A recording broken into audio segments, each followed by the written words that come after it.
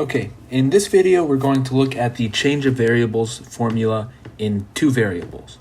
So I'm going to begin by just drawing a region of integration in the xy plane. Okay, now let me just point out that when you're doing change of variables in Calc 1, the only reason you do a change of variables is because you want an easier function to integrate. In Calc 3, there's two reasons to do a change of variables. It could be either because you want an easier function to integrate or because you want an easier region to integrate over. Okay, so we're gonna, the thing that's gonna motivate this discussion would be like getting an easier region to integrate over, but mathematically, it doesn't change the discussion. We're integrating over a region in the xy plane that looks something like this.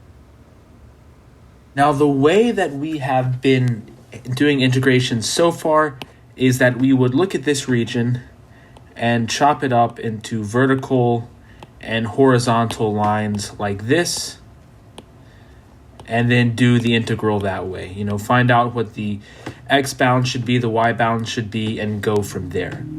But notice that there's some symmetry in this picture, and that doesn't look like it's the best way to chop up this domain. Instead, it seems like it makes a little more sense to chop up the domain in curves that look like this. Just because these curves kind of match the shape of the domain, for lack of a better word. I hope it's understandable what I mean by this. The green lines are more or less parallel or something close to that to these outer black lines, and the orange lines are parallel to these lines here. More or less. I mean, not exactly, of course. Okay, so how can we do this? Well, now, let's say we have another plane, a UV plane, and what's going to happen is we're going to come up with a transformation that takes vertical lines in the UV plane to the orange lines in the XY plane, and horizontal lines in the UV plane to the green lines in the XY plane, or the green curves in the XY plane. Now, being able to come up with that transformation is not easy. That's a big part of this, is being able to come up with a transformation. So if you're thinking like, how am I going to do that? That's exactly what you should be thinking. A lot of times it's given. So let me sort of sketch, and the idea is that probably in the UV plane it's going to be a rectangle. The domain in the corresponding domain in the UV plane is going to be a rectangle. And these are the grid lines. We have a transformation that goes from the UV plane, to the XY plane. And let's say it takes this green line to this green curve. It maps this green line to this green curve, and it maps this green line to this green curve. Okay, and then similarly with the orange lines, maybe this orange line goes to this orange line goes to this orange line, so on and so forth. Let's look at the Riemann sum that we would get in this case up here in the XY plane. Well, we'll have a sum. Let's say this would be k equals 1 to 6. Then the inner sum, this can be over the green lines or the green curves. We'll call this j. This will be j is equal to 1 to 4. And we're going to look at f of xk yj times delta a ij. Okay, so t is a transformation, and more particularly, xy is equal to some function of u and v, and y is equal to some function of u and v. So then if I come up here, f of x3, y2 is going to be equal to f of x of u2 or u3 v2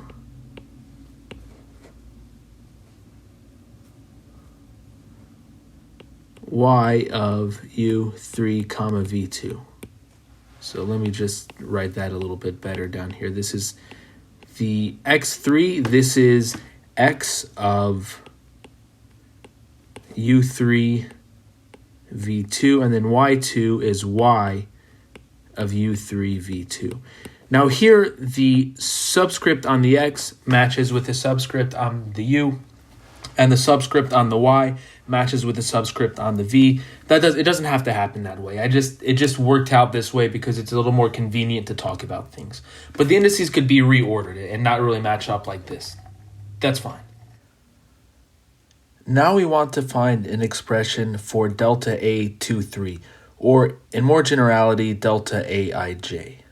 So we're going to use linearization. Near the point u3 v2, so the point that I have bolded in black here, t of uv is approximately equal to t evaluated at u3 v2. So that's just, remember, this is just x3 y2, that part that I have underlined, plus the derivative of t, which is just a 2 by 2 matrix that I'll tell you what it is in a minute, evaluated at u2 v3 times uv. Okay, so near u3 v2, t is approximately linear for u and v close to u3 v2. So what does this mean? It means that the area of this region up here in the xy plane is approximately equal to the absolute value of the determinant of t prime evaluated at u3 v2 times the area of this shape here, which is delta u delta v. Or if you want to be a little more precise, it could be delta u to delta v3. And remember that the derivative, this is the derivative of x with respect to u. This is the derivative of x. This is the derivative of x with respect to v. This is the derivative of y with respect to u. And this is the derivative of y with respect to v. That's just the 2 by 2 determinant of a R2 valued function of two variables. Okay, so delta A23 is approximately equal to the absolute value of the determinant of the derivative times delta U2 times delta V3. Okay, and so we can put this up into this formula here, which I've already done for us. So we have f evaluated at x of ukvj, y of ukvj. That's what this says. And then this part right here, this is the delta aij part. So this right here is the f of xk yj part. Again, in this problem, the k's and the j's in the x and y planes match up to each other. It doesn't always have to match up to each other. And then this is approximately equal to delta aij. Okay, and so now we can say what the change of variables formula is in 2 dimensions. So let me put this in a box. So let T be a one-to-one transformation. So one-to-one just means that for every output, there's a unique input. So in other words, 2 inputs don't get matched to the same output. Then the integral over the region R in the xy plane, f of xy dA. So this is dA in the xy plane, so it could be dy dx or dx dy. It doesn't matter. This is equal to the integral over the region T inverse of R. So this would be like the square in the example that we just looked at. F of x of uv, y of uv, times the absolute value of the Jacobian. That's just the derivative. I'll write that down in a minute.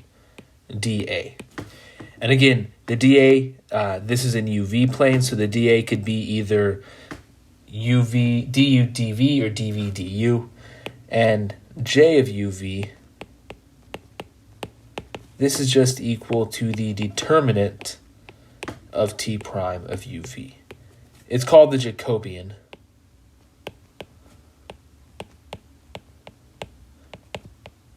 It's called the Jacobian, and so we use the J to denote it. Okay, so now if we come over here, how does it match up to what we saw? Well, xy plane, the integral of the xy plane is what we start with, and we're given the region R, and in the UV plane, we have the region T inverse of R.